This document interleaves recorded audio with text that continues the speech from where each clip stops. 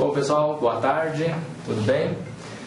Nós estamos aqui com uma palestra sobre INVEXes e auto-organização financeira, certo?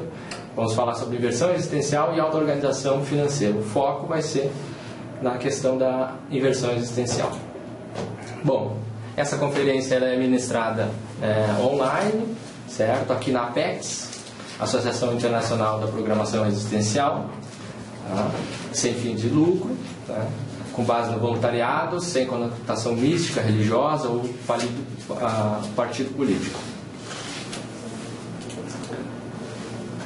Bom, eu sou o Cristiano Martins Berbiger, sou administrador de empresas, empresário no ramo de restaurantes, tenho uma pizzaria e sou corretor de imóveis. Tá? Tenho alguma experiência com empresas, conheço a Conscienciologia desde 2000 e sou voluntário desde 2004, voluntário da ASINVEXES, Associação Internacional de Inversão Existencial. Bom, pessoal, sejam bem-vindos. Tá? Eu não quero de forma alguma, a minha pretensão é esgotar o tema, a ideia é justamente começar um debate. Estou iniciando essa questão da auto-organização financeira, a pesquisa sobre esse tema. Tá? A ideia é fazer no futuro um curso, alguma coisa assim. Então vamos aos objetivos. O que a gente pretende com essa apresentação? Então a ideia é apresentar a precocidade pensênica financeira como estratégia, tá, para estabelecer as bases da vida financeira. Então basicamente é o jovem começar desde cedo a pensar sobre a questão financeira, né, como uma estratégia para ele desenvolver a vida financeira dele. Segundo ponto é a autopesquisa como identificador da manifestação consciencial da vida financeira. Então, como que a gente pode estar usando a autopesquisa para identificar como que nós nos manifestamos? Então, se pesquisar, entender um pouco mais sobre nós mesmos, né, para conseguir chegar numa assertividade maior na questão financeira. O terceiro objetivo é apresentar a inteligência financeira, né, tem um erro ali, é financeiro e não financeiro, como elemento fundamental para a autonomia proexológica. Então, usar a inteligência financeira,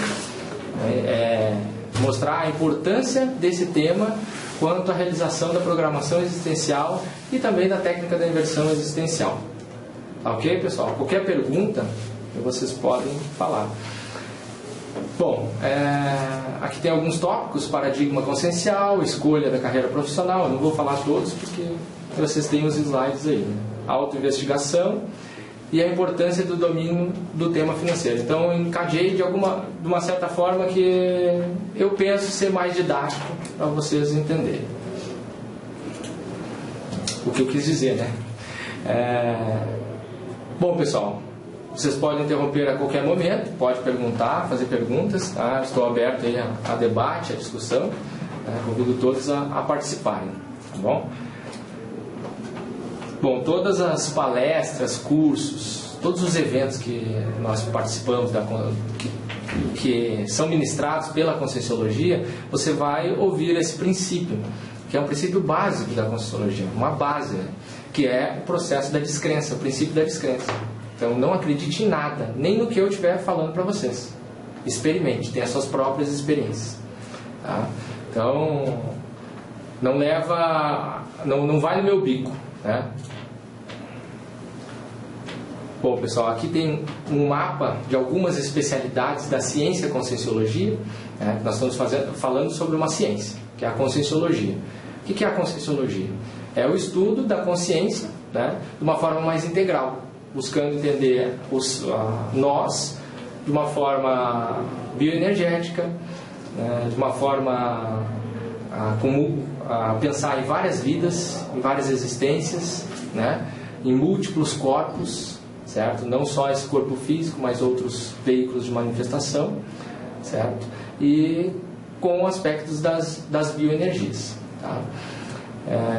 Dentro da Conscienciologia nós temos várias especialidades.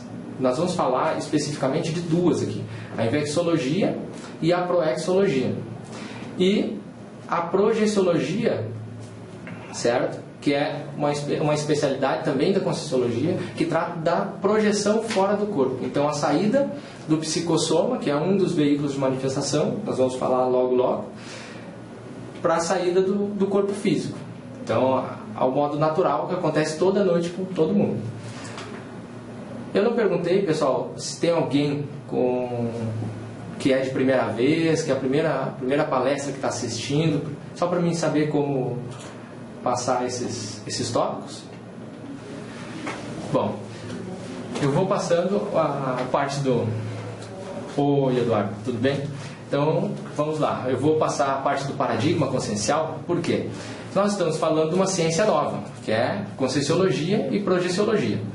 Então, o estudo da Conscienciologia, saindo do meio tradicional, normal, que estamos acostumados na ciência convencional, a gente tem que abordar por outro paradigma. Começar a enxergar além das coisas que existem hoje, que a gente vivencia normalmente, conhece, né? Então, um dos aspectos que foi trazido pela ciência, a Conscienciologia, é o processo do paradigma consciencial, é essa forma de enxergar diferente, através do processo da autopesquisa. Então, a pessoa, ela pesquisa ela mesma. Ela não vai ficar pesquisando apenas algo externo a ela. Ela vai pesquisar ela mesma. Então, busca-se o processo da autopesquisa.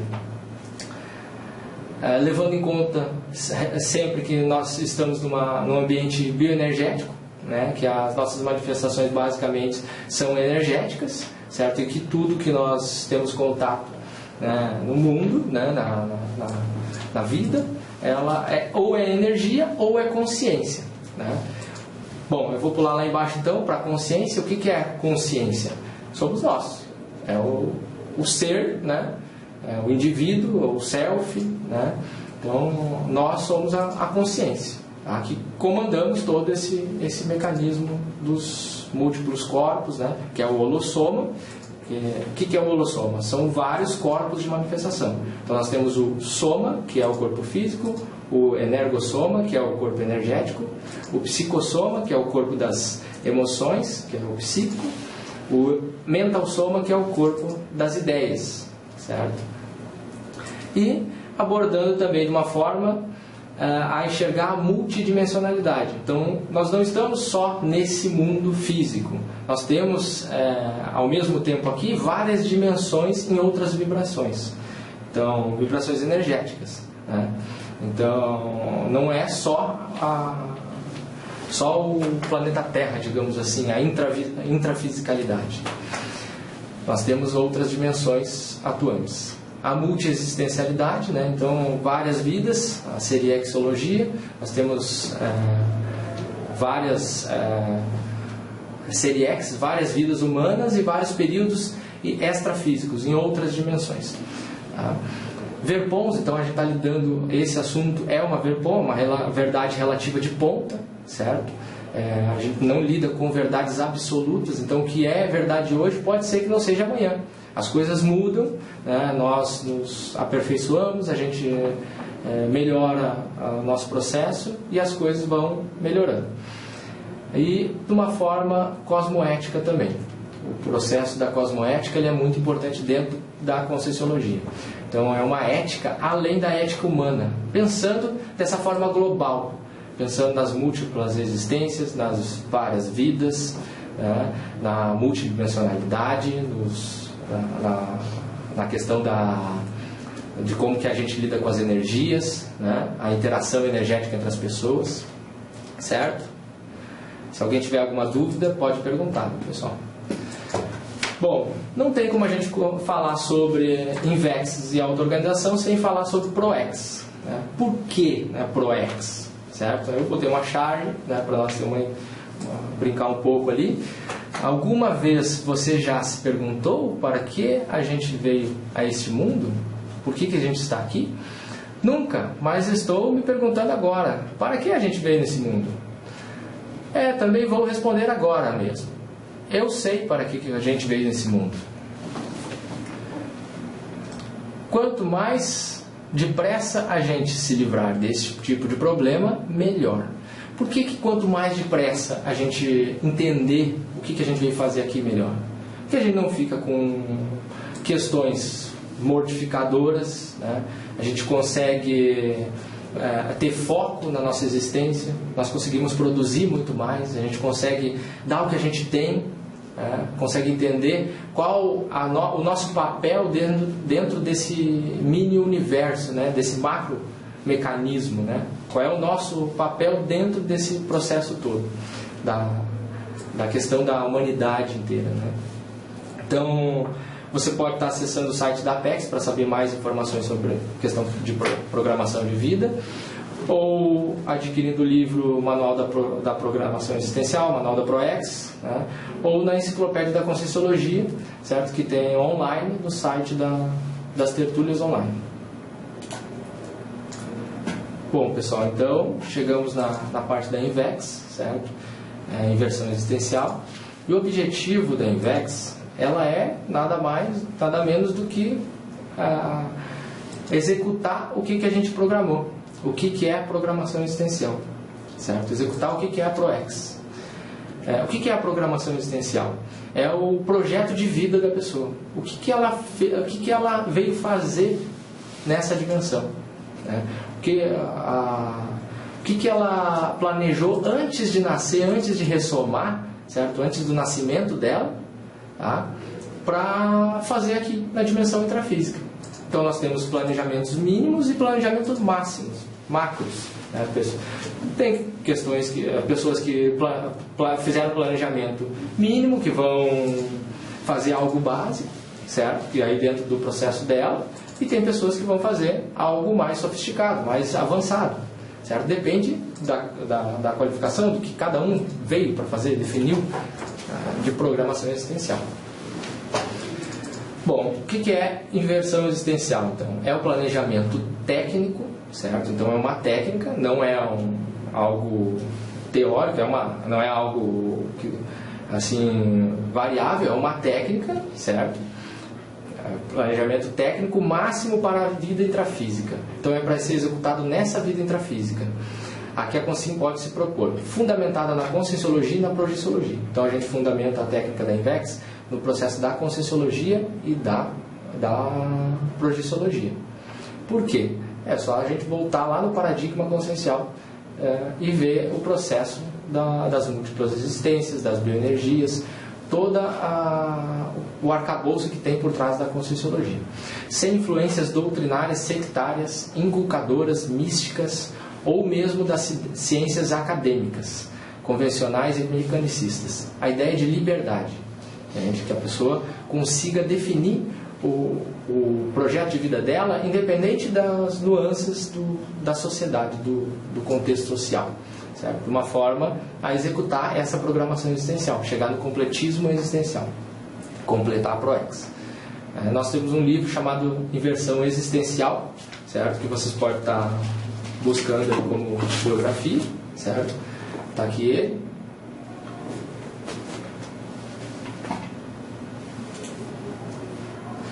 E aqui eu coloquei algumas fotos, algumas imagens, para nós termos uma ideia de contexto, né?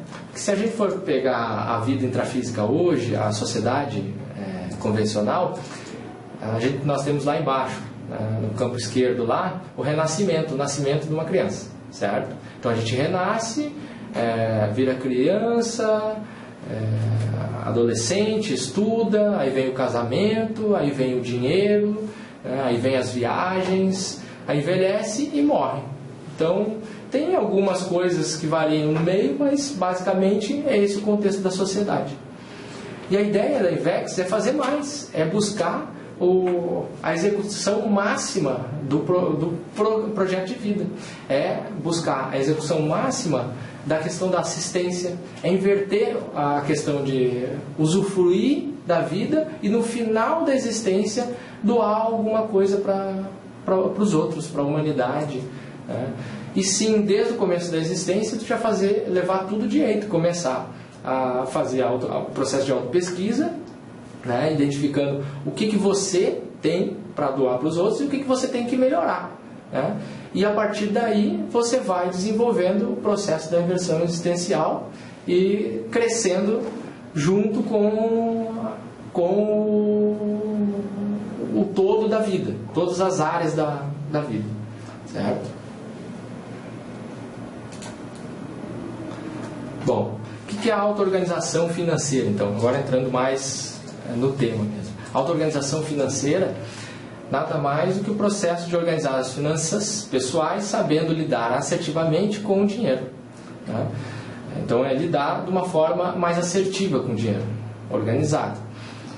Invexes e auto-organização financeira, então, juntando as duas coisas, é a organização estratégica das finanças pessoais a fim de otimizar e acelerar ao máximo a aplicação da técnica da Invex e o alcance do complexo.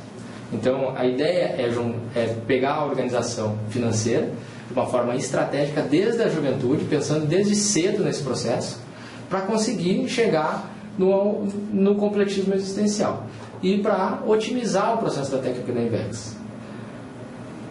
A inversão existencial, ela baseia-se na dedicação máxima à programação existencial e sem recursos financeiros, essa atuação ela fica limitada diante de oportunidades assistenciais, por exemplo, e de crescimento evolutivo, sendo importantíssimo estruturar o mais cedo possível a vida financeira.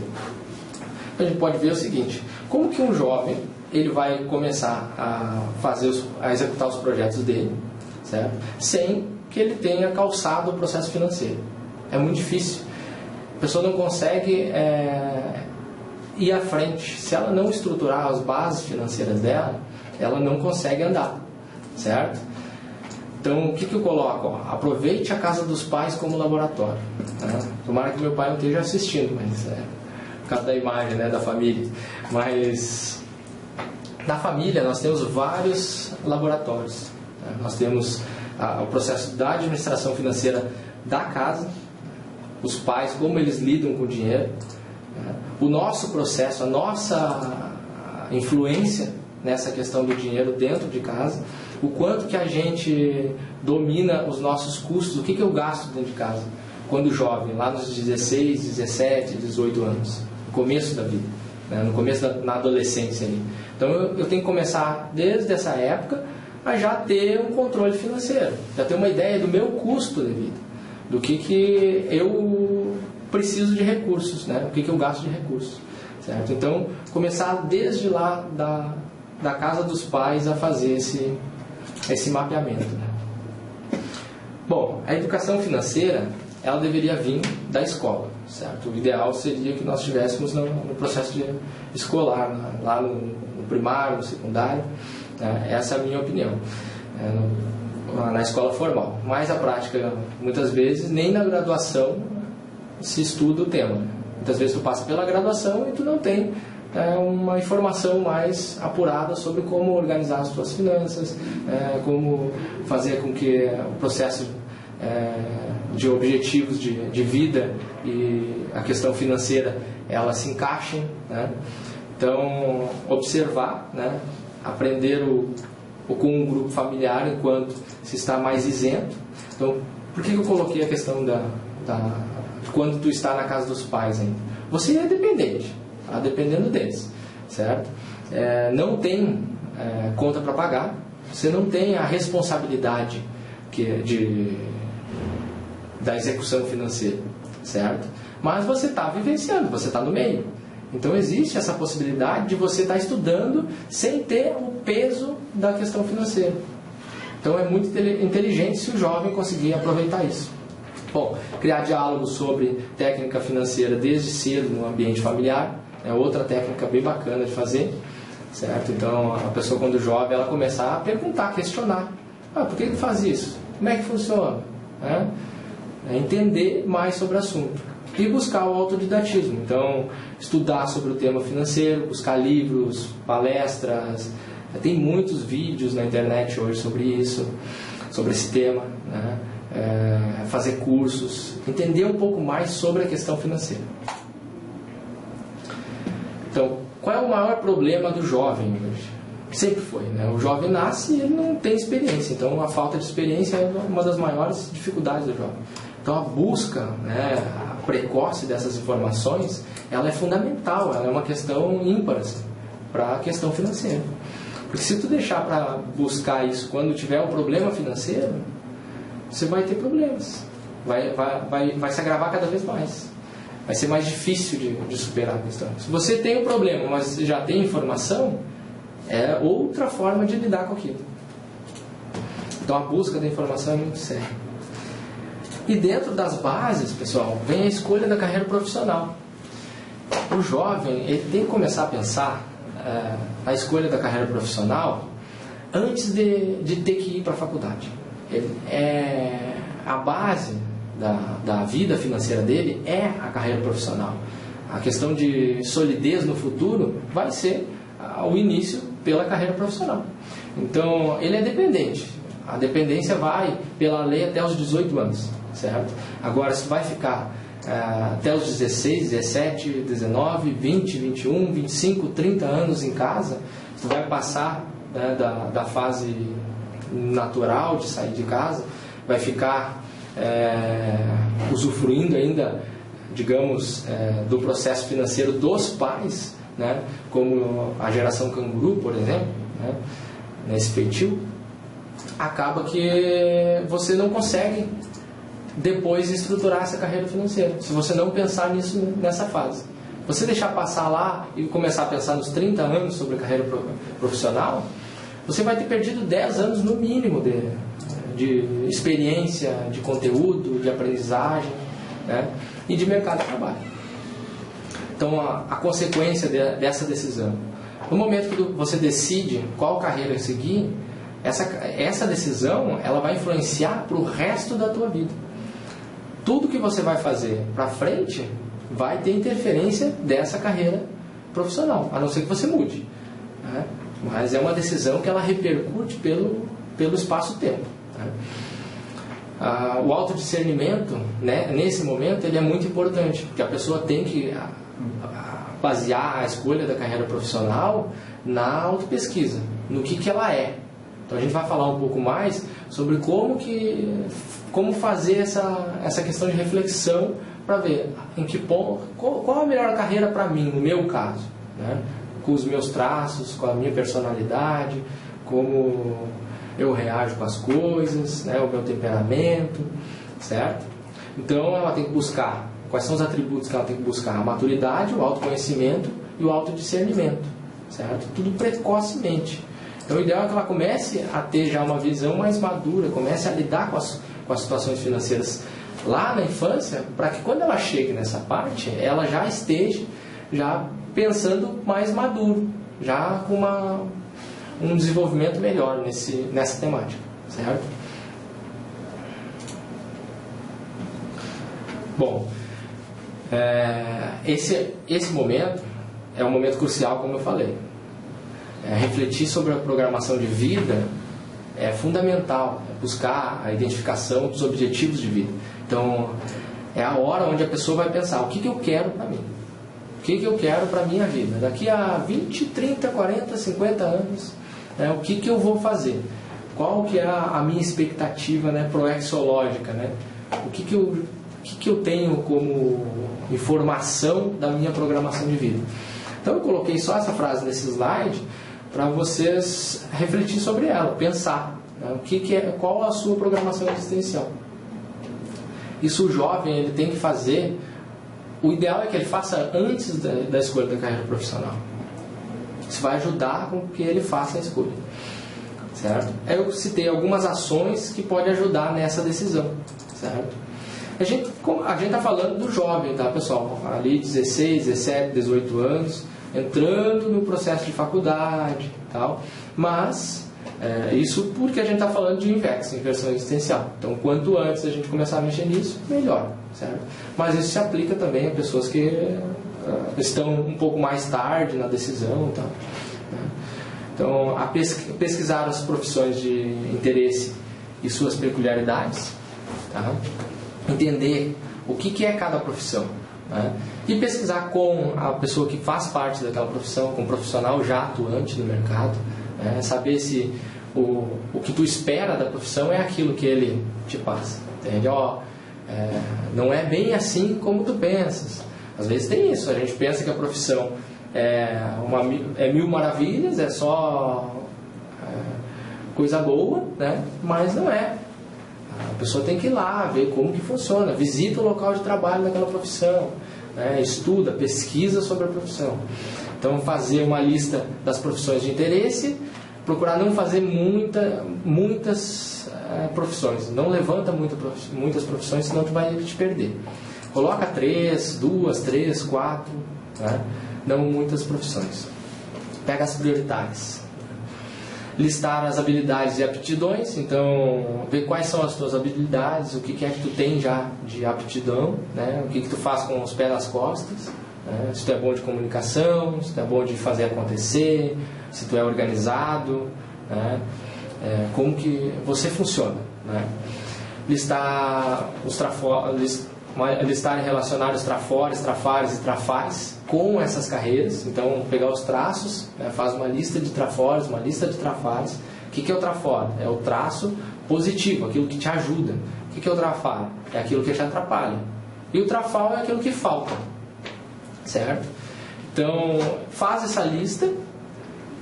É uma sugestão. Faz a lista e coloca paralelo às profissões, né, de interesse. Ver o que cada trafor desses ajuda em cada profissão. Onde é que tu vai ser mais útil? Onde que vai ajudar mais? Lista de ideias inatas. Então, sabe aquelas ideias que parece que você não foi no livro que você leu, ninguém falou, mas você tem. Você nasceu com aquilo.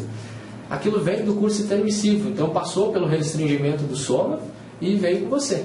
Você tem essa ideia inata. Então, buscar listar essas ideias inatas. O que você pensa que ninguém te ensinou. É teu, é algo diferente.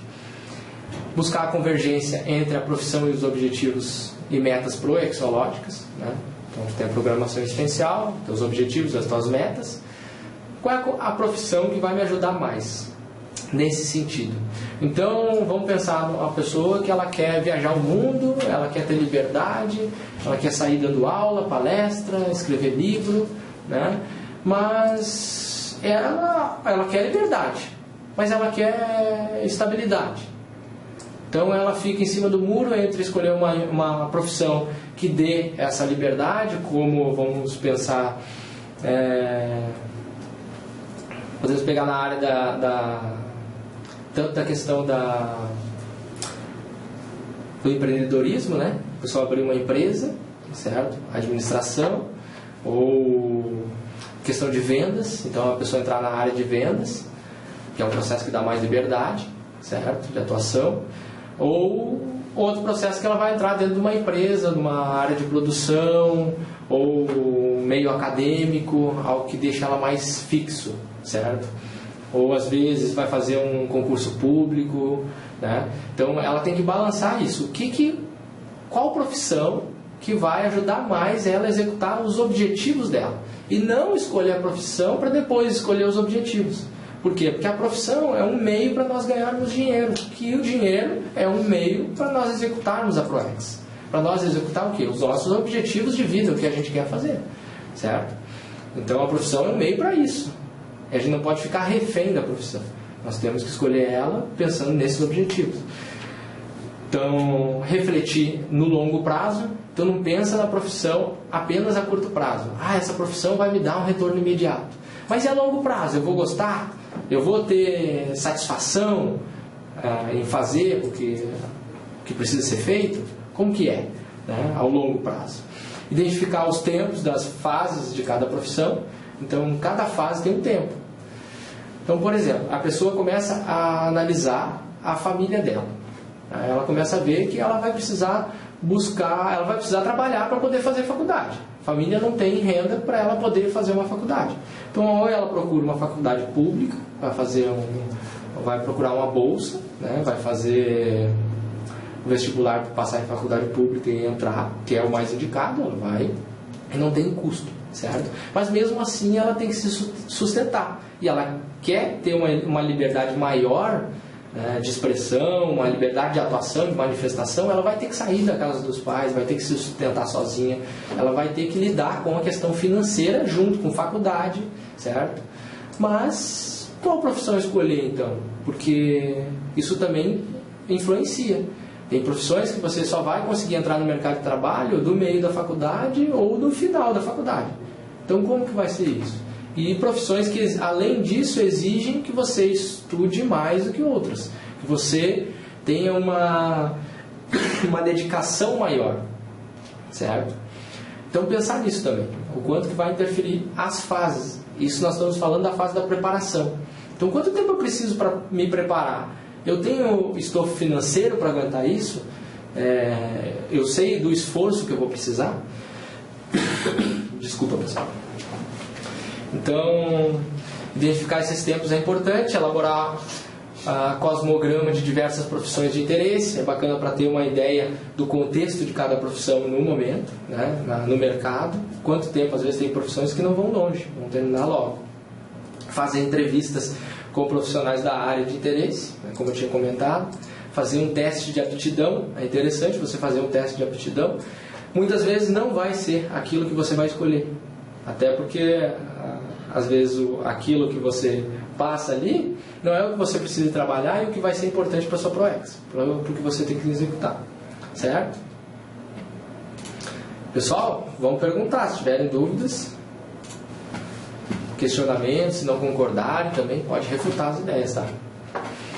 Então existem 3 condições para a profissão, certo? Uma que é a questão financeira, então é ter uma profissão que permita a sobrevivência da pessoa em primeiro lugar e a futura independência financeira, ser independente. Então não adianta também a gente escolher uma profissão que não vai gerar recursos, porque nós estamos na intrafiscalidade. Então no intrafísico nós precisamos de dinheiro, a gente não faz nada sem dinheiro.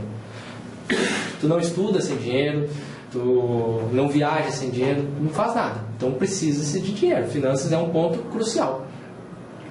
Intelectualidade, então uma profissão que exija um melhoramento intelectual,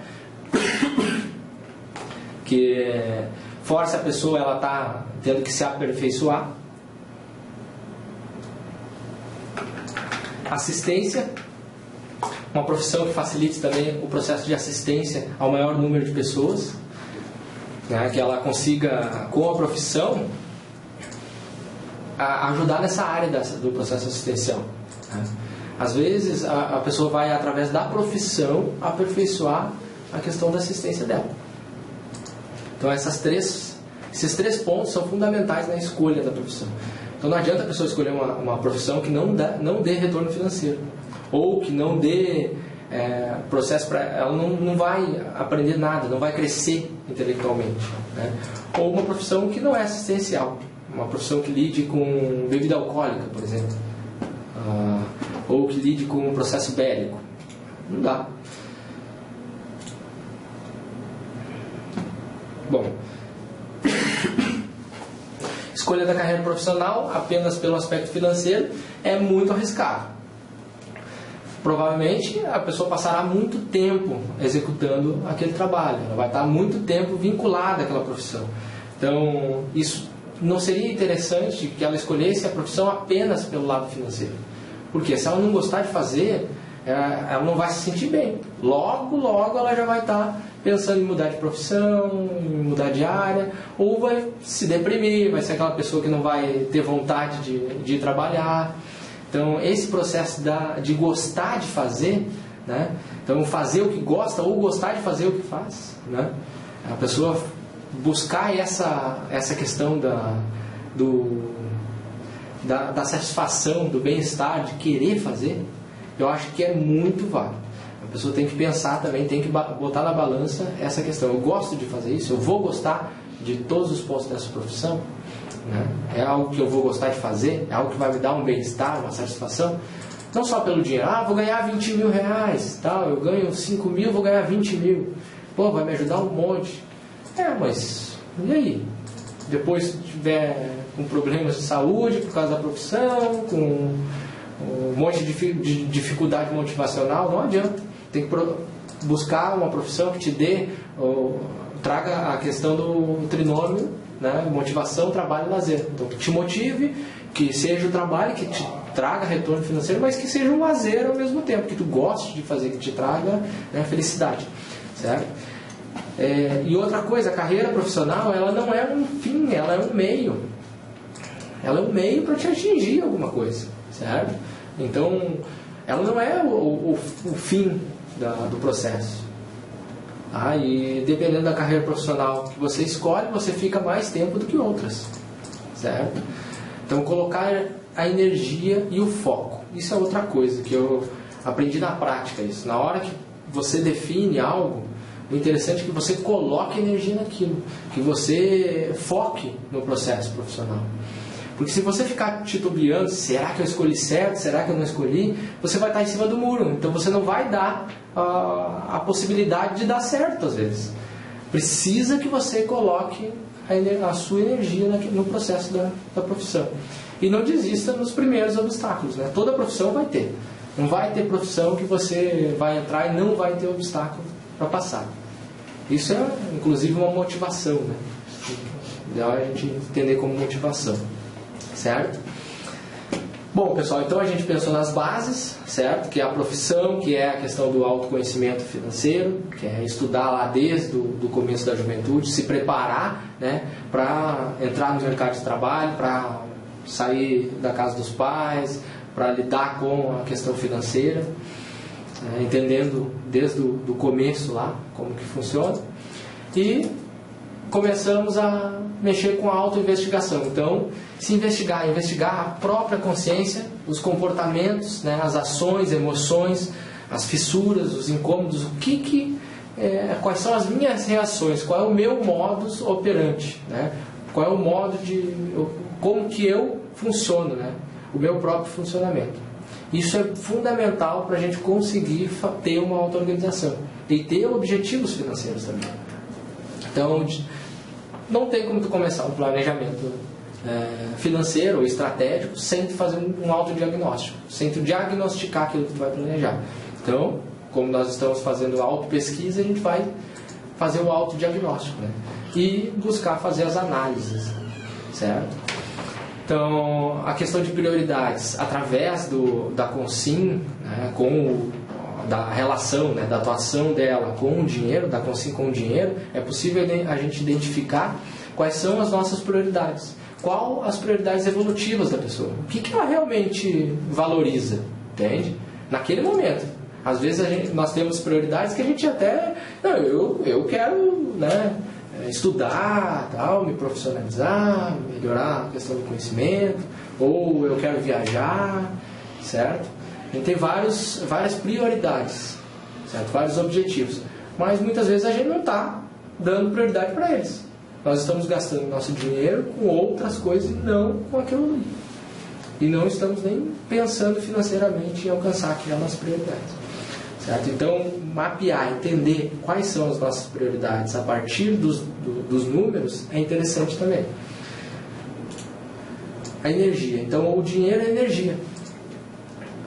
Por quê? De toda forma, quando a gente paga alguma coisa, quando a gente dá o dinheiro, você consegue realizar alguma coisa, certo? E a pessoa que recebeu o dinheiro também vai ter possibilidade de realizar. Você está realizando por quê? Você trabalhou, você despendeu de energia para aquilo ali, certo? Você colocou foco pensênico, você trabalhou energeticamente para aquilo acontecer.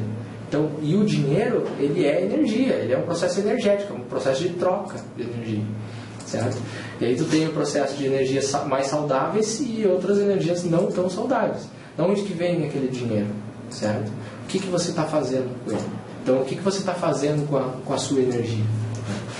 E aí é válido a gente pensar também em como que está o nosso energossoma, nosso processo energético, porque ele está extremamente ligado.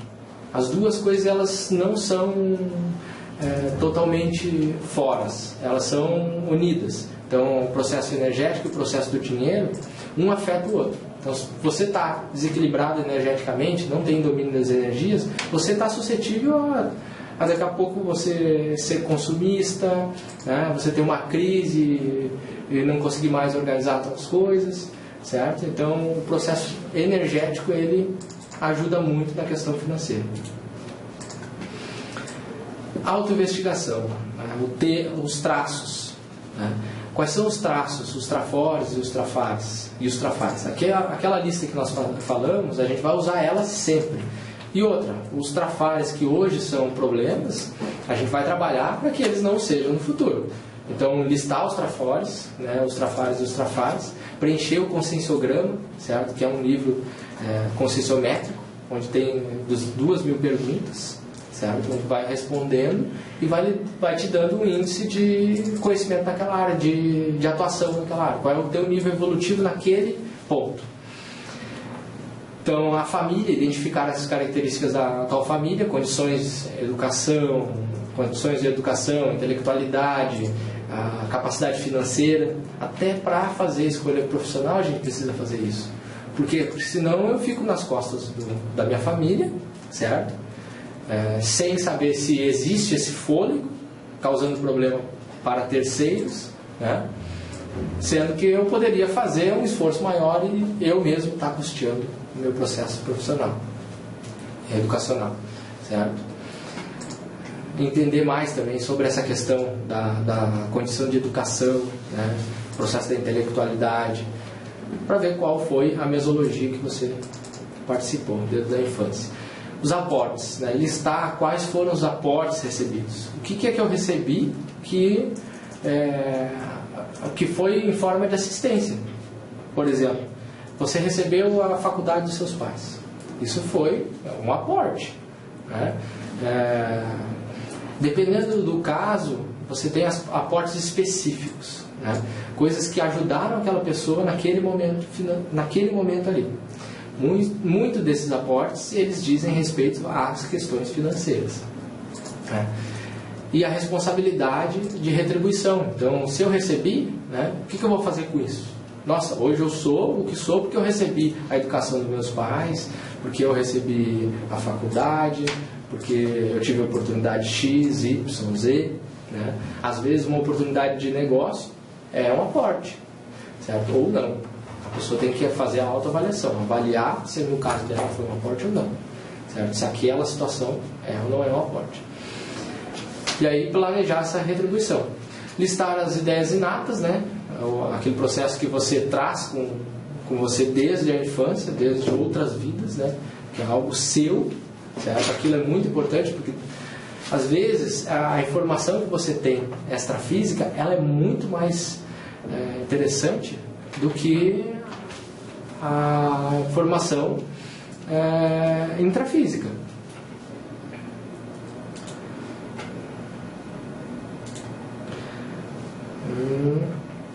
Emoções. Como me sinto em relação ao tema dinheiro? Confortável, desconfortável ou indiferente? Então, como que funciona a questão das emoções, das minhas emoções, né? Quando eu ouço falar no tema financeiro, quando eu estou assistindo um noticiário ou quando eu estou assistindo essa palestra, o que você sente, certo? Qual é o teu sentimento, qual é a emoção que vem? É de raiva, irritação, confortável, estimulante, entusiasmo, se entusiasma com a questão financeira, né? Ou indiferente, ou você não, tanto faz, não tem problema, né? Deixa, vai acontecer, deixa a vida me levar, vai acontecer algo que vai acontecer na minha vida e eu vou superar isso daí. Como que você funciona com essas emoções? Isso também é matéria para autopesquisa, para entender como que eu lido com o dinheiro, como é que funciona esse processo dentro de mim. Tenho resistência ao tema financeiro, né? Qual o motivo? São crenças, medos ou falta de interesse? A pessoa tem que avaliar. Eu tenho crenças que não me deixam pensar melhor sobre a questão financeira, né? Algo inflexível, porque o processo de auto-organização financeira, ele tem que ser flexível, porque existem oportunidades que você não tem como prever, certo? Você faz um investimento e algo vem até você. Se você não tiver essa flexibilidade de analisar e ter coragem para encarar às vezes as oportunidades, você acaba não evoluindo. Você deixa o cavalo passar encilhado e não pula em cima. Por quê? Porque você tem medo. Você tem uma crença, esse negócio não é para mim. Por quê? Certo? E não pode pensar pequeno, nós temos que pensar grande. Certo? Então, eu tendo a pensar pequeno ou a pensar grande? Certo? Quando eu vou fazer meus projetos, Eu penso em projetos grandes ou penso em projetos pequenos? A minha capacidade, qual é? O que eu imagino que eu posso fazer, certo? Grande ou pequeno? Né? Então, as oportunidades que vêm até mim, elas podem ser maiores do que as minhas crenças. Então, por isso, a gente tem que começar a evitar esse processo de crença, de ter que tirar isso fora, eliminar, certo? Para conseguir ter a flexibilidade possível para essas oportunidades chegarem e a gente conseguir visualizar elas, né?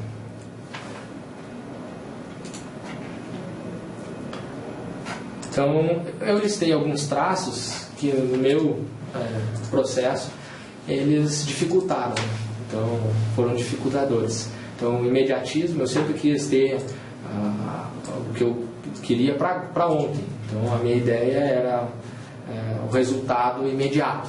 Daqui a um mês, daqui a uma semana, ou hoje, amanhã, eu já quero ter resultado. Comecei a trabalhar num projeto novo, esse projeto tem que dar um resultado imediato. E logo eu vi que não era assim. Não funciona dessa forma. As coisas, para elas serem... Para a gente ter um resultado positivo, elas levam um tempo. A gente tem que investir, tem que regar, tem que colocar energia, certo? Então, esse imediatismo, ele vai contra os objetivos financeiros. Porque é o tempo que vai somar o montante ali. Então, infantilismo também, fugir das responsabilidades, né? Então, comete um erro, pega um empréstimo, faz uma besteira, entra num negócio errado, tal. Tem que assumir, a responsabilidade é tua, tá? Por isso que vem o processo da reflexão bem forte antes. Por isso que a gente traz sempre a questão de refletir o máximo nas questões financeiras antes. Por quê? Porque depois que você toma ação, ela vai ter consequências positivas ou negativas, né? Mas você que vai ter que assumir. Foi você que tomou. Mesmo você não assumindo intrafisicamente, energeticamente, todo mundo sabe. Entende? O processo está ali. Então é infantilismo não assumir. A criança que faz isso, né? Não fui eu, tal, diabo chorando, tal. A indisciplina, o processo de indisciplina, não ter respeito às próprias regras. Então, vou anotar todas as minhas despesas, e aí não anota. Deixa. Não tem disciplina para fazer o mínimo possível. Impulsividade, agir sem refletir.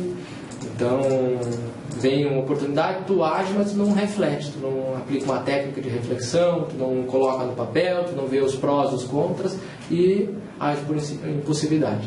Precipitação, que também vem junto com a impulsividade, né? Faz antes do tempo adequado, então tu tem aquela ideia, às vezes é até uma ideia inata, uma ideia boa, positiva, que vai dar certo, mas não é aquele momento, você tem que esperar, certo? Não tem o momento não é aquele, não tem maturidade suficiente para colocar aquele objetivo, aquela ideia. Inconsequência, então não pensar no futuro, né? Isso tem muito hoje na juventude, né? A gente nota a questão da pessoa não pensar no que vai acontecer com ela no futuro ou com as pessoas em volta, que ela é responsável. Então, nós temos responsabilidade pelos nossos atos, pelo que a gente faz, certo?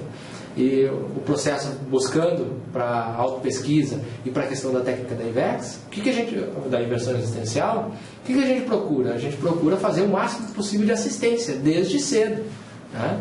Autoassistência e heteroassistência.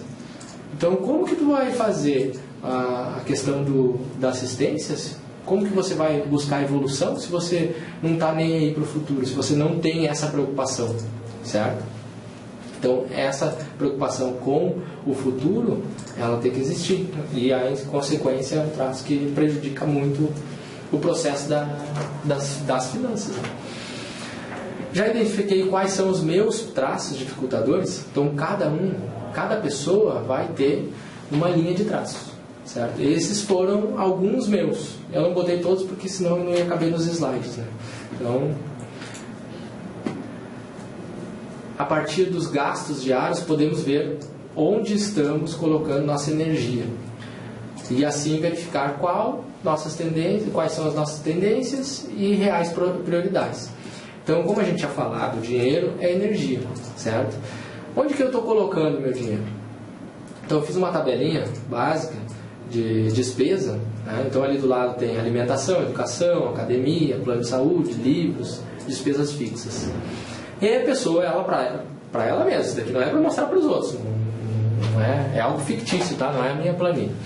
Então, não é algo que tu vai mostrar para os outros, vai fazer para você mesmo, vai colocar o que você gasta em cada campo, certo? E vai analisar o que você fala, o que você pretende, quais são os seus objetivos, certo?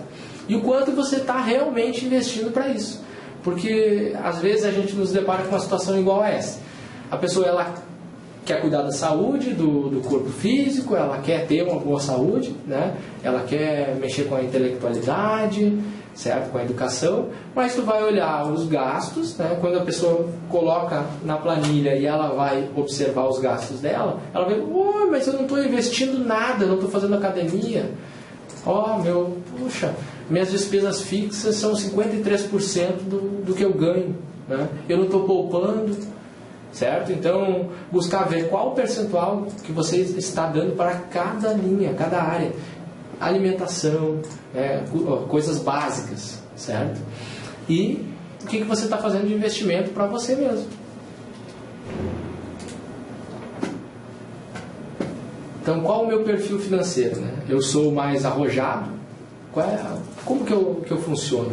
Certo? Eu arrisco mais ou eu sou mais conservador? A gente fala muito isso quando a pessoa vai investir em ações, né? A pessoa vai investir em ações que a longo prazo ela é mais conservadora. Vai investir em ações a curto prazo, que tem mais risco, então essa pessoa é arrojada, né? Mas isso a gente pode colocar para N exemplos, né? Na nossa vida. Existe risco em tudo que a gente faz, certo? Algumas coisas maiores e outras menores. Agora, o planejamento, ele vai ajudar para que esse risco seja minimizado, certo? Agora, é importante a pessoa entender como que ela funciona. Se ela é mais arrojada ou se ela é mais conservadora. Porque daí, na hora da decisão, ela vai saber o que ela tem que fazer. Eu sou mais conservador, né? Eu sou muito conservador, então eu tenho que melhorar isso. Eu tenho que mexer com o processo de arriscar mais, certo? Então ela vai também colocar esse ingrediente na hora da decisão dela, na hora que ela tiver que fazer uma decisão do investimento, um corte nas despesas, certo? Quais investimentos me atraem? As percepções energéticas que eu tenho quanto a cada investimento. Então, a poupança me atrai, a bolsa de valores, os imóveis, negócios, empresas. Em que área eu gostaria de investir? Entende? Isso é interessante a gente ter essa percepção, né? Aonde que eu me afinizo mais? Qual é o meu lado mais fácil? Aonde é mais difícil, né? Nossa, a bolsa de valores eu não quero passar nem perto. Por quê? Vai investigar, vai ver o porquê, entendeu? Vai procurar informação, vai fazer um curso sobre bolsa de valores, vai entender mais sobre como funciona. Por quê? Nós estamos falando de dinheiro, troca financeira. Bolsa de valores nada mais é do que as pessoas investindo em empresas, certo? Através da bolsa, né? E o resultado dessa empresa gerando um lucro sendo dividido entre as pessoas, hein? Dividendos e a valorização da empresa valorizando as ações. Então, no momento que tu faz isso, tu está ajudando, certo? Dependendo da empresa que você faz, você está sendo assistencial ou não. É uma análise mais profunda, né? Tem que se analisar. Não, só estou dando uma pincelada, né? Uma passada aqui. Então, a inteligência financeira, qual é a importância disso, né? Do processo financeiro, a importância do domínio, né? De ter o domínio sobre o tema financeiro. Então, a pessoa que tem inteligência financeira, certo? Além de escolher a profissão, né, ideal, no caso particular de cada um, né, ela também tem que pensar no processo de inteligência financeira, de como que ela vai transformar a vida dela mais organizada, né, de uma forma a ser mais saudável, né? Porque assim, quando a gente está falando de INVEX, certo? A gente está falando sobre antecipação, sobre trazer a vida executiva lá depois dos 35 anos para a vida preparatória, para antes dos 35 anos. Então a gente não vai esperar aposentadoria para começar a escrever um livro, para começar a fazer assistência para os outros, a fazer palestras, digamos, a mexer com o processo de parapsiquismo. A gente não vai esperar a aposentadoria para fazer isso. Nós vamos fazer isso desde o começo da vida, certo? Então, para maximizar isso, é importante que a pessoa tenha o domínio das finanças. Não tem como tu agir no intrafísico sem ter esse domínio. E a inteligência financeira é necessária. E ela é adquirida, certo? Você tem que estudar, você tem que ir atrás, se preparar. A inteligência financeira é saber o que fazer com o dinheiro. No caso da Invex, é a capacidade de lidar com o dinheiro para a execução da programação existencial pessoal e a grupal. Então você vai pensar na sua programação e na programação do grupo que você está inserido. Então a aplicação da inteligência financeira aliada à inteligência evolutiva, desde cedo, ela possibilita o inversor existencial uma tranquilidade. Então ele vai ter uma tranquilidade financeira mais cedo. Ele vai conseguir agir com mais serenidade nesse aspecto, né? Então, uma tranquilidade financeira cosmoética na execução da programação existencial e para fazer assistência. Então, tudo facilita, tudo fica mais fácil, tu não precisar estar correndo atrás de dinheiro, né? Porque o dinheiro, tendo o dinheiro, ele facilita o processo todo. Mas a falta do dinheiro, ele impossibilita. Às vezes fica difícil da pessoa fazer alguma coisa. Se ela entra em crise financeira, que a gente vai ver também o processo do revés financeiro, ela vai ter que se superar, ela vai ter que mudar muita coisa, fazer muita recém para conseguir sair melhorar nesse processo financeiro. Dependendo do caso. Inteligência financeira. Você trabalha para ter dinheiro ou o dinheiro trabalha para você? Eu coloquei um exemplo ali da pessoa que vive correndo atrás do dinheiro.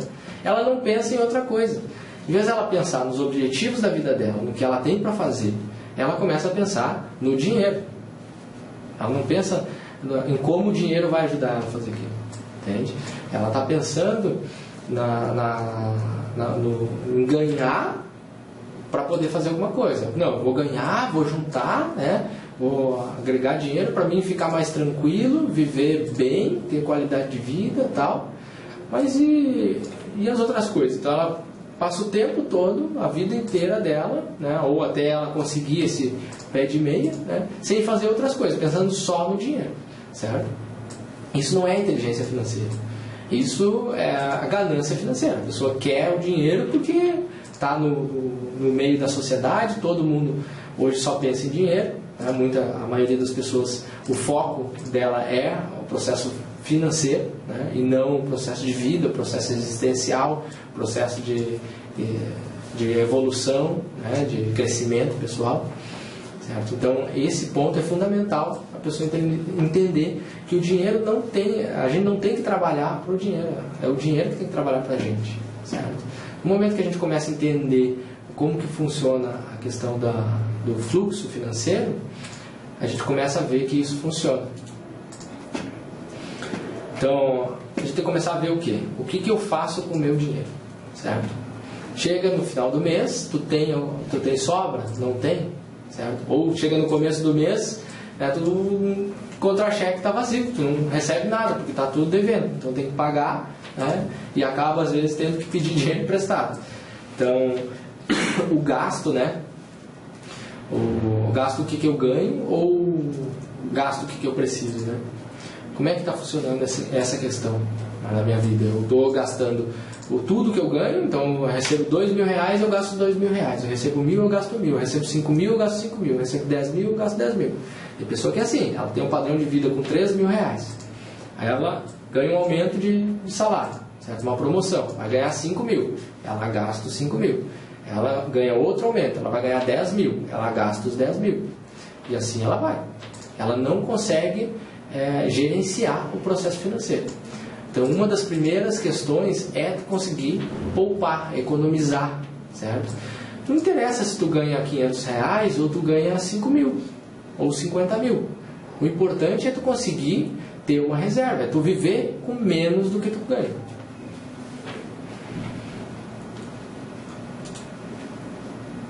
Então, comprar bem, outro ponto sério. Né? As pessoas às vezes têm vergonha de pedir desconto, né? Ou negociar o preço. Então tem que ter vergonha. Nós estamos num mercado, certo? E a relação do processo financeiro, ela existe. Se tu vai comprar a prazo, é uma coisa. Se tu vai comprar à vista, é outra. Então a melhor coisa que a gente coloca é comprar à vista, é pagar em dinheiro à vista. Quanto mais coisas tu conseguir comprar à vista, mais desconto você tem, certo? Então não tem vergonha de pedir desconto. Às vezes o comércio ele estipula um valor, um valor cheio, né? Sabendo já que se a pessoa pedir um desconto, ela já tem uma margem, ela já coloca com uma margem, certo? Então fazer isso mostra um processo de dá uma questão de economicidade para a pessoa. Se ela conseguir 5%, 10% de desconto em tudo que ela ganha, tudo que ela gasta, digamos que ela gasta R$2.000, é R$200 por mês, certo? E isso depois a gente vai ver na planilha que dá um resultado muito, muito favorável, muito positivo no futuro. Então, fazer uma lista, né, antes de ir ao mercado. Muitas pessoas vão ao mercado, às vezes com fome, né? Chego lá e compro tudo que vem pela frente. Então é interessante a gente fazer uma lista antes de ir no mercado, coisas práticas, né? A não gastar mais do que o necessário, certo? Planejar o que tu vai fazer.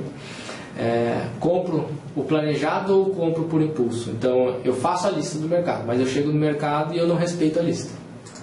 Respeite a lista, faça as compras da lista. Esqueceu de alguma coisa? Se não for algo que vai prejudicar muito o seu dia, não compre. Vá para casa, na próxima vez ir ao mercado, coloca na lista. Pesquisa os preços antes de comprar. Hoje, com a internet, está muito fácil de fazer pesquisa. Antigamente era mais difícil. Teria que ir em vários mercados para fazer pesquisa. Ou vai comprar um veículo hoje. Hoje você pode pesquisar o veículo, todos os estados, né, em minutos, em horas. Então é muito mais fácil de você pesquisar o que vai comprar, né? Então isso também dá uma economicidade muito boa, porque às vezes você paga um preço que por preguiça de ficar pesquisando meia hora o valor daquele produto. Eu vou perder, não vou conseguir um desconto, tal. E às vezes é mais de 10, 15, 20, chega a dar até 30% de diferença do valor de um comerciante para outro, certo? Então as compras à vista em geral saem mais barato, tá? É difícil o local, o produto que você vai comprar à vista que não sai mais barato, tá? Isso é fato. O dinheiro vivo ele traz esse benefício, né? Certo? Outra coisa importante é fazer reservas. Então, quanto eu consigo guardar, né, das minhas receitas? Qual é o valor que eu consigo guardar, certo, por mês? Nada? 10%, 5%, 20%? Certo? Tem um exemplo que se nós pegarmos duas pessoas, uma que ganha R$30.000 por mês, certo? E a outra ganha R$6.000, R$5.000 por mês, certo? Ou R$6.000 por mês. A de 30 mil, ela guarda R$3.000, 10% da renda dela. Já a que ganha 6 mil, ela consegue poupar R$2.000. Digamos que ela tem inteligência financeira e a outra não tem, certo? Que ela esteja pensando nisso e a outra não. Então, uma guardou 3 mil e a outra guardou 2 mil. Porém, a que guarda R$2.000, ela tem inteligência financeira. Ela começa a visualizar o mercado. Ela tem lá 10, 12 meses, ela já tem 20, R$24.000 só de capital guardado, digamos assim, certo? Então ela começa a investir esse dinheiro. Ela vai, olha um terreno, um local bem distante, onde existe, ela estudou o mercado, foi na prefeitura, viu o plano diretor da sua cidade e viu que os terrenos lá são baratos e vão valorizar daqui a 4, 5, 6 anos, 10 anos, né? Então ela pega esse dinheiro que ela está poupando e investe, né, nesse terreno, certo? Muitas vezes os parentes, né, chegam e dizem: como que tu faz isso? Burrada, aquilo lá, botou dinheiro fora e tal. Só que passa-se 4, 5 anos e a pessoa, ela consegue às vezes ter um patrimônio muito maior do que aquela pessoa que ganha 30 mil reais por mês. Por quê? Porque ela soube aplicar o dinheiro, ela soube investir. E a outra pessoa não investiu. Então o que você faz com o seu dinheiro? Entendeu? Quanto que eu consigo guardar das minhas receitas? Isso é muito importante. Quanto mais você consegue guardar, mais você consegue investir no futuro. Segurança financeira é um valor para mim? Então, é um valor para você? A segurança financeira, ter segurança no futuro. Então, poupar é o começo da auto-organização financeira. É pensar no futuro. Enquanto você está poupando, você está pensando daqui a alguns anos. Certo? Um valor baixo por mês, em prazos longos, refletem a valores altíssimos. Então, se a gente pegar R$100 durante 35 anos, a um juro de mais ou menos 0,5% ao mês, certo? Ele vai dar em torno de R$143 mil de rendimento, lá depois dos 35 anos. Agora, se a gente botar um zero naqueles R$100 ali, eu consigo economizar R$1.000 por mês, certo? Nós colocamos mais um zero lá também. Nós vamos ter R$1.430.000 guardados, certo? Então, é exponencial a quantidade que tu consegue guardar ou não. E nós estamos falando de um juro de 0,5. Então, se eu subir o juro para 0,6, provavelmente o valor vai subir para uns 160 mil, 170 mil. Para 0,7, vai para 190, quase 200 mil reais. E assim vai. Então, vai depender da forma com que tu consegue aplicar esse dinheiro. Imprevistos, né? A questão de poupar, ela também ajuda muito nessa questão dos imprevistos. Então, a gente tem que estar preparado para qualquer problema financeiro, né? Acontece às vezes tanto problema financeiro quanto de saúde. Pode acontecer com todo mundo. Acidente, eu preciso me mudar, uma oportunidade que eu preciso sair do emprego, procurar outro. Então, eu possuo, um valor para me manter durante quanto tempo? 3 meses, 6 meses, 12 meses? O ideal, alguns especialistas dizem que é de 3 a 6 meses. E outros de 6 a 12 meses. Eu vejo que o melhor é tu ter 12 meses, um ano de segurança financeira. Então, o que é essa segurança? É tu ter o valor em caixa, numa aplicação, pode estar aplicado, mas em algo que tenha liquidez. Então, você precisou hoje, você vai lá e retira, certo? Um valor montante que equivale a 12 meses de gastos teus, os gastos hoje. Então, com o mesmo padrão de vida. Se você gasta 3 mil reais, você vai guardar 36 mil reais. Se você gasta 10 mil reais, você vai guardar 120 mil reais. Então, aposentadoria. Isso é um fato. Hoje nós temos que começar a pensar na aposentadoria. O ideal é desde a infância. Tem muitos pais que já fazem a aposentadoria para os filhos. O filho nasce, ele já começa. Então, ele faz uma poupança para a academia, para escolaridade, para fazer a universidade, e já começa a fazer outra poupança, ou uma aposentadoria privada para o filho quando tiver 70, 80, 90 anos, lá na velhice. E a gente sabe que hoje se sabe que gasta-se 70%, de 70% a 80% do que se gasta hoje, no caso. Então, se tu gasta 10 mil reais, tu vai gastar 7, 8 mil reais para manter um padrão de vida. Então, as receitas. Minhas receitas estão adequadas com a minha programação existencial, com os meus objetivos de vida, com o que eu vou precisar executar nessa vida, nas diversas fases, porque nós temos a fase inicial, do meio e a fase final. Então, eu ganho o suficiente para o que eu preciso fazer, o quanto que eu preciso de valor, eu tenho esse valor. Então, é interessante a gente começar a colocar os projetos, fazer o planejamento de vida daqui a 60 anos, 50 anos, e ir pegando os objetivos e as metas e colocando valores, estipulando valores, tendo já domínio sobre o que é que eu vou gastar, quanto que eu vou precisar gastar na minha vida inteira. Para quê? Vai dividindo isso por categorias, certo? Por fases, por etapas, E tu vai fazer o teu planejamento financeiro com base nessa questão. O que eu preciso guardar? Porque assim, vou guardar o máximo possível. Mas será que é o o necessário ou vai faltar? A gente tem que saber se a gente precisa ganhar mais ou não. Então, para saber disso, nós precisamos saber quanto que nós precisamos. Então, por isso é importante definir a questão da programação. Multiplicar o dinheiro. O dinheiro que eu ganho, eu multiplico. Então, eu sei investir as minhas reservas, porque nós temos a questão de poupar, de reserva. Todo mundo fala, tem que gastar menos do que ganha, guarda-se 10% do salário. Tá?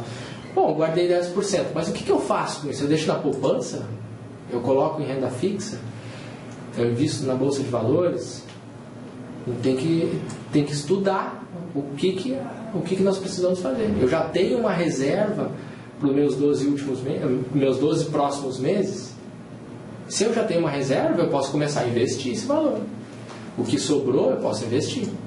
Então, se eu estipulo lá 36 mil reais de reserva, chegou lá no mês X, eu tenho 45 mil reais. Então, eu tenho 9 mil reais que eu posso estar reinvestindo esse dinheiro. Posso estar pegando dinheiro, adquirindo um terreno, investindo na bolsa de valores, investindo em ações, em renda fixa, né? Fazendo alguma coisa com esse valor. Para multiplicar os ganhos, isso é ter inteligência financeira. É conseguir pensar além do poupar. É conseguir fazer o dinheiro render mais do que normal. É estudar as melhores formas no seu caso particular. Conheça as alternativas de investimentos. Então é interessante conhecer renda fixa, renda variável, bolsa de valores, imóveis, negócios, né? A gente pode estar abrindo empresas e outros também. Nós temos outros investimentos também.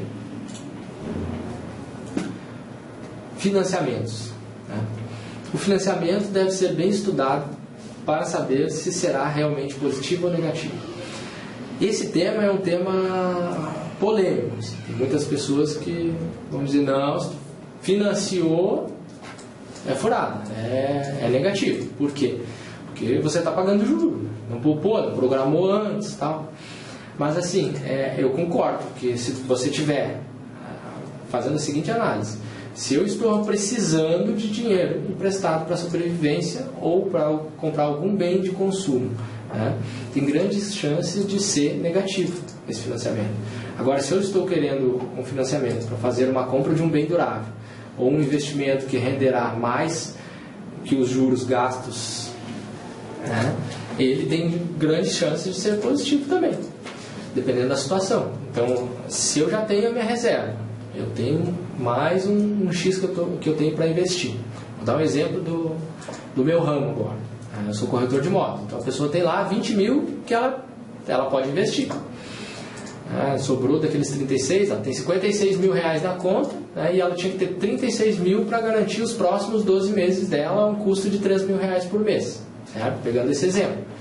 Então sobrou 20 mil reais. Esses 20 mil reais, ela pode, por exemplo, fazer um financiamento habitacional, né? Comprar uma casa, dar de entrada os 20 mil, comprar uma casa, certo? Alugar essa casa, o aluguel pagar o financiamento, ou parte do financiamento, e aí tu tem um rendimento do imóvel depois.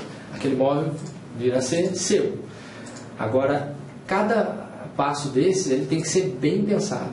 E a pessoa tem que ter uma base financeira por trás. Ela não pode, por exemplo, não ter a questão da reserva dela e querer fazer isso. Eu não tenho dinheiro, então eu vou alavancar. Eu vou pegar o financiamento, vou comprar o imóvel, né, para ganhar dinheiro. Mas e como é que tu vai pagar se der qualquer problema? Se tu não alugar a casa, se acontecer algum problema no meio do caminho, tal, como que vai funcionar? Tem que ter uma reserva, certo? Então, na minha opinião, o financiamento ele pode ser positivo dependendo da forma que ele for utilizado. Se for para investimentos, né? Ou, por exemplo, uma profissão que precisa de carro, a pessoa não tem o carro. E aquele carro vai ser um ativo para ela. Vai funcionar como forma de entrada. Então, ela compra o carro, né? A pessoa, por exemplo, é um representante comercial, é um corretor de imóveis, né? E aquilo vai gerar renda para ela. Ela vai e compra o carro, certo? Lembrando, gente, que essa é a minha opinião, tá? Não vai no meu bico, né? Princípio da descrença, certo? Tem as suas próprias experiências. Revés financeiro. É importante, né? É importante estar preparado para dar a volta por cima, ter flexibilidade e coragem para se reorganizar se tiver algum revés financeiro. São poucas as pessoas, e dificilmente a pessoa não vai ter algum problema financeiro no decorrer da vida dela, certo? E se a pessoa ela está preparada com alguma reserva, certo? Ela se preparou para isso, né? Para caso aconteça algum imprevisto, ela vai ter facilidade com isso. Agora, se ela não estiver preparada, ela tem que buscar o processo de auto-organização dela, e aí mexer na questão de custo, de gastos, né? Ver quais alternativas que ela pode estar estudando para melhorar os ganhos dela, né? E diminuir esse processo do revés financeiro, que aí pode ser, a pessoa pode estar endividada, pode estar desempregada, sem reserva técnica, né? E outro ponto também é entender o que ela precisa fazer, porque às vezes a pessoa ela desvia do que ela veio fazer. Então ela programou lá no intermissivo, lá na dimensão extrafísica, antes de ressomar, ela fez uma programação, fez a proexis dela, certo? E ela chegou aqui e ela desviou, ela foi para o outro lado, ela não fez nada, certo? Chega um certo ponto que às vezes as coisas começam a dar para trás. Por quê? Porque ela está indo ao contrário do que ela deveria ir, do que ela programou para ela. A própria pessoa ela começa às vezes a se boicotar. E nós temos que lembrar a questão das consciências, do processo das companhias extrafísicas, né? Que nós temos os amparadores, né? Que são consciências que nos auxiliam, né? Sem interferir, mas elas nos auxiliam, certo? Nós temos os assediadores, que eles nos atrapalham, eles são a parte doentia do processo, né? É como se nós dessomássemos, então a gente passa para a dimensão extrafísica, certo? A gente morreu, passou para a dimensão extrafísica e nós vamos poder atuar como amparadores, né? Como assediadores ou como guias cegos. Então é uma escolha que a pessoa faz. Como que eu atuo hoje nessa vida? Também é um indicador se ela vai dessomar, o que vai acontecer, certo? Então a pessoa deve voltar, na minha opinião, ela deve fazer o quê? Ela deve voltar para o processo de autopesquisa dela, ver aonde que foi o equívoco, certo? Se não é algo que ela tenha que mudar na vida dela, se não é uma reciclagem existencial que ela tem que fazer, é uma reciclagem intraconsciencial, né? Algum traço dela, de personalidade, alguma coisa que ela tem que mudar nela, tem que se melhorar. Por quê? Porque o processo financeiro ele também está atrelado a isso. Se você for ver a simples carreira profissional, se você não ir se melhorando, você não evolui, você não cresce financeiramente e profissionalmente, no plano carreira, né? Então a pessoa também ela tem que ir se melhorando, melhorando os trafores, os trafares, né? Para conseguir entrar no circuito da evolução.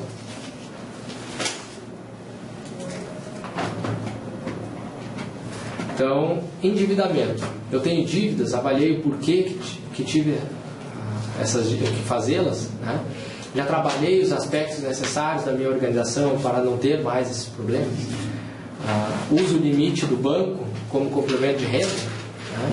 Então eu ganho 3 mil, mas eu gasto 5. Então eu tenho 2 mil de limite, eu ganho 5 mil reais, né? Eu posso usar os 2 mil de limite? Não, né? O limite é limite, certo? O ideal é não ter o limite. Paga os juros sobre juros. Então a pessoa que faz isso, ela começa a pagar juros sobre juros. O que estou fazendo para mudar essa condição? Quais são os passos? O que eu já estou mexendo?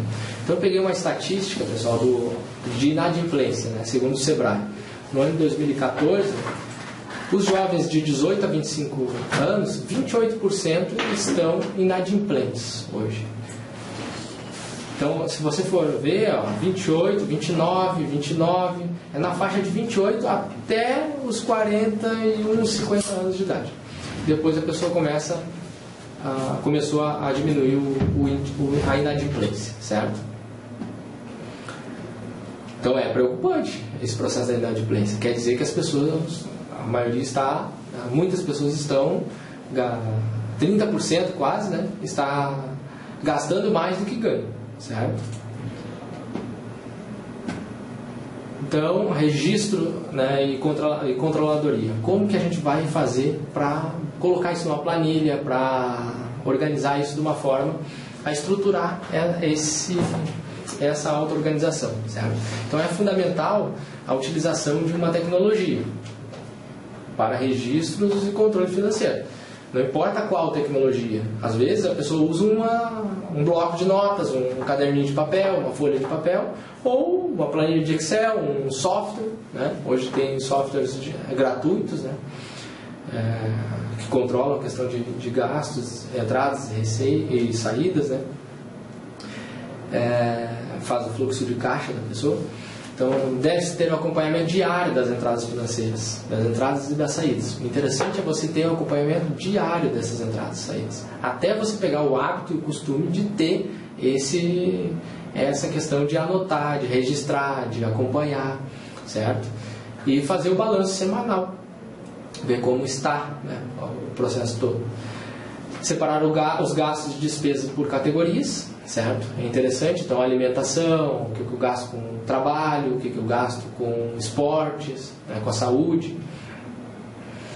Posteriormente, eu fiz no Excel, e aí a gente poderia depois passar por e-mail, colocar anexo, né? Eu fiz uma planilha em Excel das ocorrências do dia. Então, tu anota lá, dia 10 ou dia ou mês, né? Então pode fazer diário ou mensal. Então dia 10 eu tive um problema lá com a minha companheira e tal, discuti, aconteceu alguma coisa que teve repercussão durante 3, 4 dias até a coisa mudar, melhorar, a gente conversou, né, realinhou as coisas e tal, né? E aquilo aparentemente não afetou em nada. Ou vice-versa, ou não afetou o financeiro, ou o financeiro não afetou aquilo. Mas se eu não acompanhar, eu não tenho certeza. Então, muitas vezes, como a gente está lidando com uma questão energética, o processo às vezes vem do financeiro e abala nós. Ou a relação com alguém, ou a nossa autoestima, a nossa força de vontade, abala nós, às vezes sem nós nem sabermos, certo? Ou vice-versa. A pessoa, ela teve um problema e abala financeiramente, certo?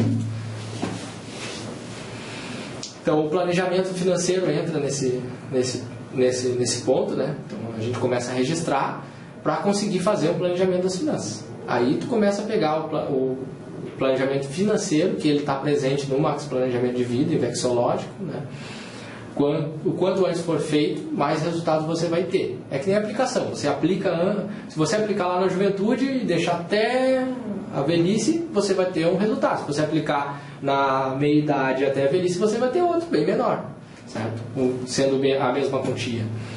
Então, quanto mais cedo você conseguir fazer o planejamento, mais resultado você vai ter, porque mais assertivo você vai ser. Deve-se levar em consideração a complexidade de cada ProEx. Então, cada ProEx é uma ProEx diferente da outra. Tem as suas especificidades, né? E especialmente o fator tempo, né? O planejamento traz maior assertividade, então diminui a ansiedade do jovem, né? A pessoa mais jovem fazendo planejamento, ela tem uma vantagem que ela meio que... na verdade, ela tira a pressão de cima dela, certo? Se ela conseguir acompanhar esse planejamento e refazê-lo periodicamente, né? O planejamento ajuda muito nisso, né? Para tirar a ansiedade. Pô, eu sei que eu vou conquistar isso, mas daqui a 1 ano, 2, certo? Então eu não fico mais ansioso com o quê? Eu vou fazendo as metas, eu vou cumprindo etapas, né? Planejamento financeiro. Sem planejamento financeiro, né, dos objetivos, sem o inversor mensurar financeiramente os objetivos e as metas, né, saber o quanto que vai gastar, né, no seu planejamento de vida, a gente fica às cegas. Então, quem não planeja fica com os olhos vendados, né? Não enxerga, não tem a capacidade de visualizar o que vai acontecer. Pode dar certo ou não pode, ou pode dar errado. Investimentos. Quanto se deve ter para começar a investir? Quanto que a gente deve ter? Vocês já pensaram nessa questão? Quanto que é necessário ter para poder começar a investir? A pessoa só pode começar a investir depois de 100 mil? Depois de 1 milhão? Ou ela pode começar a investir, conforme eu dei o exemplo, com 20 mil reais? Com 2 mil reais ela pode começar a investir, com 1.000 reais. Ela pode, inclusive, investir na Bolsa de Valores hoje com 1.000, 2 mil reais. Então, vai depender do quanto que ela está se preparando para isso, estudando, né? E querendo mexer nesse processo da organização financeira, buscando, né, a independência financeira. Não precisa ter altos valores para começar a investir, basta ter receita, né, e conseguir guardar uma parte da mesma. A gente precisa guardar primeiro aquela reserva para depois começar o processo de investimento. Isso é o ideal.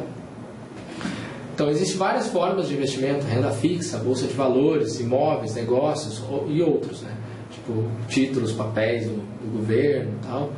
Tem vários meios de investimento, várias formas de você conseguir multiplicar o seu dinheiro. Umas com mais riscos e outras com menos riscos. Aí cabe a pessoa saber administrar isso, estudar e aplicar, certo?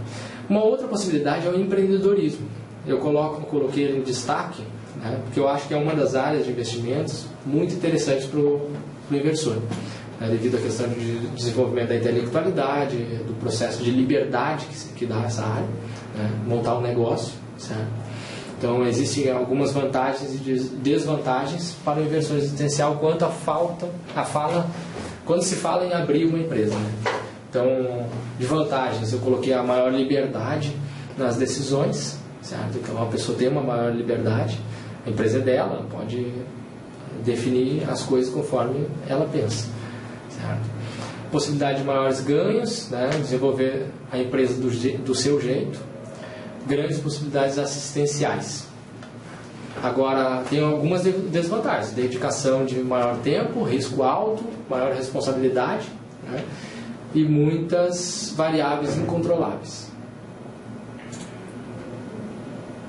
Bom, então a gente pode dizer que o processo de precocidade, né, antecipação da auto-organização financeira desde cedo possibilita com que o jovem tenha maior domínio sobre as questões do dinheiro, facilitando a execução da PROEX, certo? Então ela consegue mais facilmente a execução da PROEX se ela conseguir desde cedo já ter essa auto-organização da intrafisicalidade, né, do processo do dinheiro, lidar com essa questão toda. A liberdade, então a auto-organização financeira possibilita o jovem a chegar na independência financeira, tendo então maior liberdade de manifestação da intrafisicalidade. Lembrando que essa liberdade, né, ela só vai ser positiva, né, se a pessoa conseguir usar isso essa liberdade para fazer assistência, para executar a programação existencial dela, certo? Então, pessoal, meu muito obrigado, tá? Tem um contato ali embaixo se vocês quiserem mandar perguntas, questionamentos, tá? Espero ter ajudado em alguma coisa, certo? Eu queria deixar um recado, convidar vocês para um curso que vai acontecer em abril do ano que vem, certo? Que é o AOG, que é um curso em parceria com a ARAC, que é a Auto-Organização Gerencial. Autogerenciamento Organizacional, desculpa. Esse curso ele vai ter uma abordagem, como se fosse um coach, certo? Vai ter uma abordagem para lidar com a questão financeira através de projetos, tá?